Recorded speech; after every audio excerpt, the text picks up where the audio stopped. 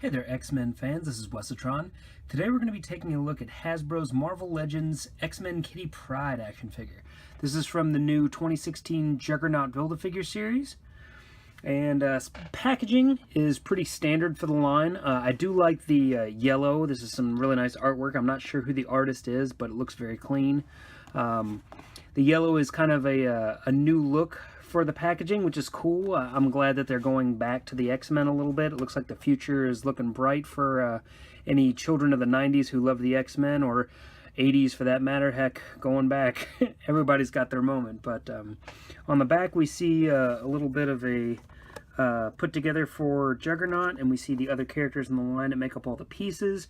Now this is a very unique line in that every figure in this wave except for Deadpool includes a Build-A-Figure piece, and that's 7 figures. So it's not like 6 figures and then you get doubles of a certain figure, so you have extra parts laying over. If you buy one case of this, you only have enough parts to make one Juggernaut and no leftovers. So that's a little different than what we're used to. We've got a little bit of a bio up here for her. Doesn't say much. Well, let me get it at the light. Their ability to elude attacks by making herself intangible, Catherine Kitty Pryde is an expert of defense. So pretty cool.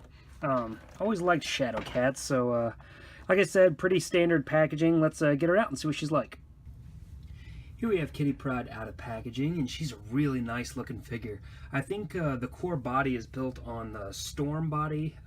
We've seen it reused a few times. I think Psylocke used the same body. I believe. She's got a lot of new parts. So we'll discuss that in just a second. Let me get her standing up right here. Alright. Now, first of all, she comes with the Juggernaut right arm Build-A-Figure piece.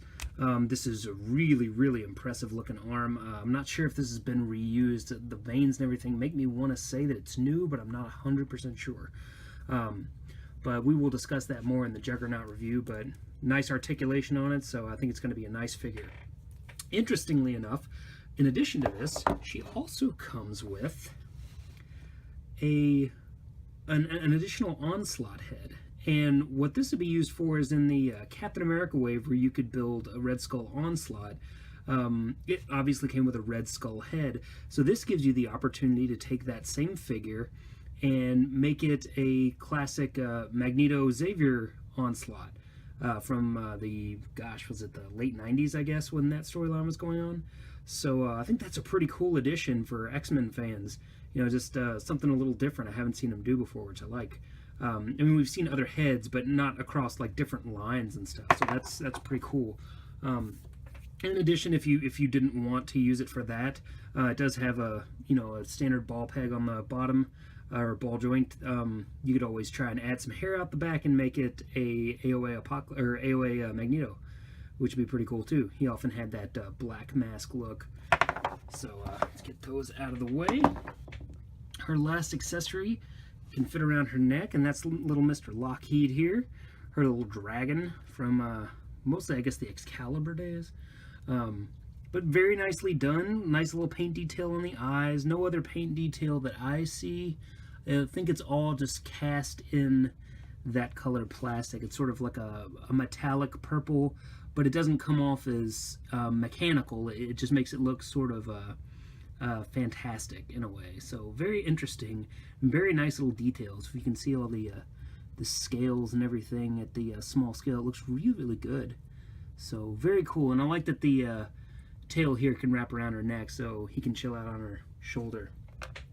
Now, the figure itself, I love this head sculpt. A lot of times on Marvel Legends figures, the females, they tend to look kind of the same to me from figure to figure. You know, it's the same kind of art style. So I was really happy to see her look a little different. I really like the look of her.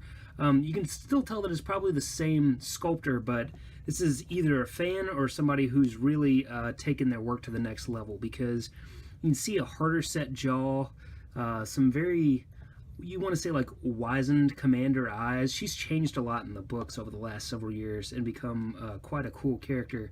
So it's cool to see that they actually brought that commanding look to her face. I love the bangs. The hair work is all really nicely done. There's no extra paint detail on it or anything. It's molded in that color. but it does look very good. Now the new parts that she's got for this body are definitely this upper piece here, because she's got the little shoulder flares. She's got an X-Men belt, but that may have been reused on someone else. I can't remember, and I'm not sure about the gloves, but everything else pretty much looks like the old Storm body.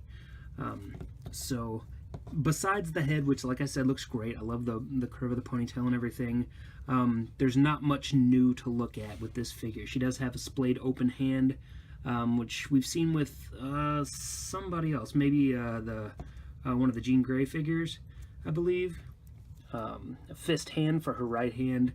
I like the little X-Men logo and everything. No raised details anywhere else on the figure, so it's all just done with paint. It looks good. There's some minor splotches I noticed there's a little paint rub.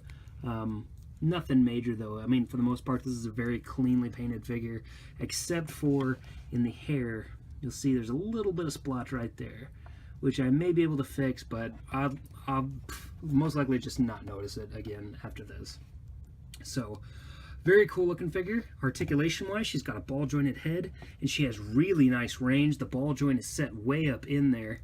If you can see it, it's set very high into the base of her skull, so she's got really nice tilt. She's got great down and up.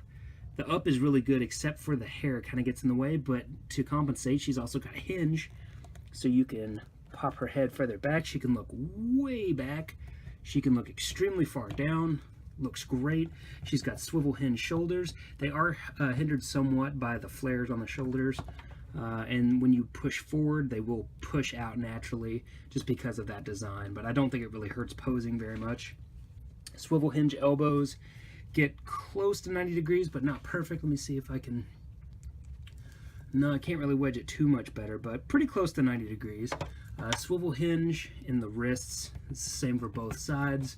There's not a significant difference in how much range the hinge gets. We've got a ball jointed torso, so she goes back about that far. She goes forward about that far. Very nice. She's got tilt to the left and right, and then of course twist there as well. So she's got a very nice range of motion in there. Very nice. The belt is a floating piece, so it's not really going to impede articulation at all.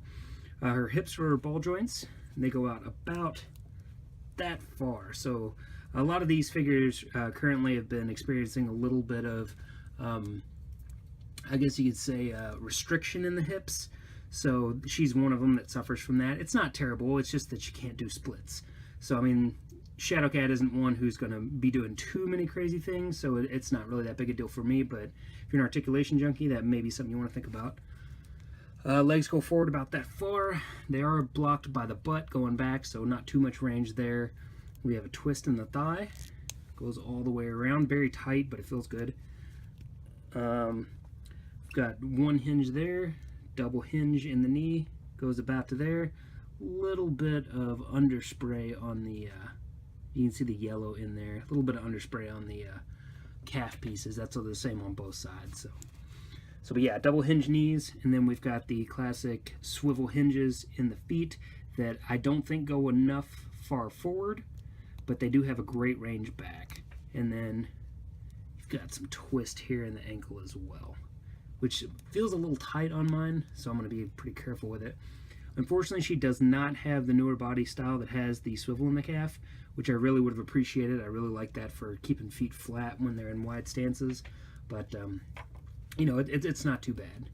So yeah, very, very nice figure. I love this figure. This is really cool. I'm glad to see X-Men finally getting some love from Hasbro. And for people who are sticklers for scale, this is a 6-inch scale figure, and she is just above 6 inches tall, so maybe 6 1/8, not quite 6 1/4. So as I said, Kitty is about 6 1/8 inches tall, which makes her shorter than the males of the line, but taller than the teenage female body that they released a while back.